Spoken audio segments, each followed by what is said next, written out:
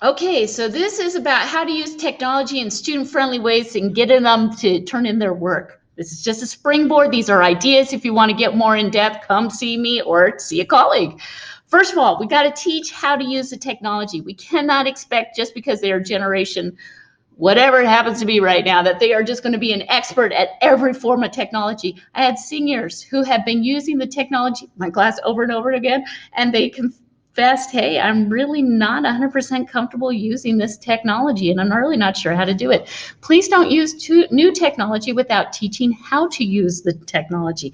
And we need to make sure that we give supports to the students when it comes to technology. If everything requires technology and they're not knowing how to do it, well, there's no way that they're going to turn in the homework. So we have to teach. This is my personal goal, doesn't have to be yours. My personal goal is first week of school when we come back, no matter if we are in school or not in school, they're going to need to know how to use the technology. So we're going to say, okay, here's how you use Flipgrid. Now create a video. We're going to do a little get to know you. Or, hey, here's an introduction to something ASL-ish, and here's another piece of technology. Let's see if you can use the technology. That's what I'm really focusing on more than ASL is I want to know, can you use this technology? Can you find the supports? Our Canvas pages have to be organized. If we have assignments in this area and that area, and they're all over the place, and students have to instinctively know where to go to find something, they won't go find it. If it's work for them to find it, they're human and they're not going to go out of their way to get it done. We need to keep it organized. Less is more. When it comes to our splash pages, this is critical.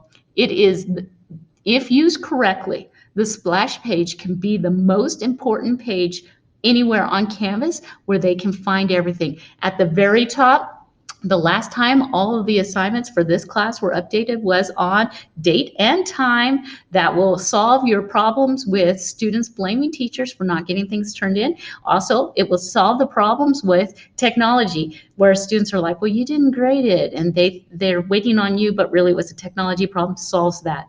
Then right under that, hey, this is the assignments for the week. Here's what you do Monday. Here's what you do Tuesday. Here's what you do Wednesday. Break it down into bite-sized pieces. After that, we're talking about maybe some supports, maybe something technology supports, maybe it's something specific for your specific topics, classes that you're working on, but we're trying to keep it organized, trying to keep it clean, but make it the resource. This is the go-to page when you need to find something. Calendars. Yeah, students can humble you, can't they? I went out of my way. I put a Google Calendar on my splash page, and I broke it down into pieces because I knew a lot of students were overwhelmed by the calendar page. I did a survey. Zero. Not one of my students liked Google Calendar on the splash page, nor did they want the calendar for Canvas. The calendars did not work for them. So I was like, oh, okay. What they wanted was broken down pieces of what to do. They did not want calendars. For me, that's expensive real estate on my splash page. It's out of there. I don't know how you feel, but that's how my students were talking. Modules. Lots of teachers are talking about modules. It's becoming a big word. We need to create modules, do modules. I surveyed my students. Only 10% of them liked modules. Wow, that means 90% of them didn't. One of two things was happening. I don't know what it is. I need to work on this. I'm going to evaluate it a little more. One, maybe modules are being misused or used in ways that are confusing for students, so they're not student friendly. Because everything I saw, modules seemed like they could be friendly. The second one was really, not everybody likes broccoli, but broccoli's good for you. So maybe it is, yeah, it's not your favorite, but maybe we need to look at it. I just looked at Mr. Murphy's Canvas page, and he didn't do modules in Canvas modules, but he did a modified. Maybe that's something to look at. So modules, maybe. Be wise before you commit to it.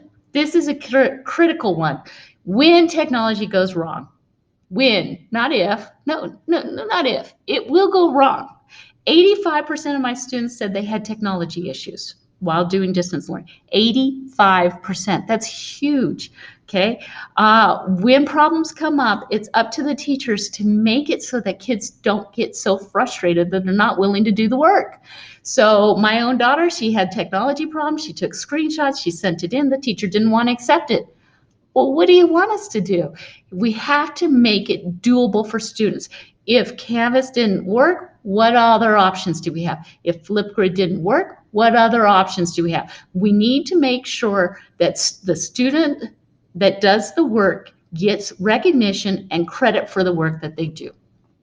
Want to talk about ideas? Come on down. Let's make this happen.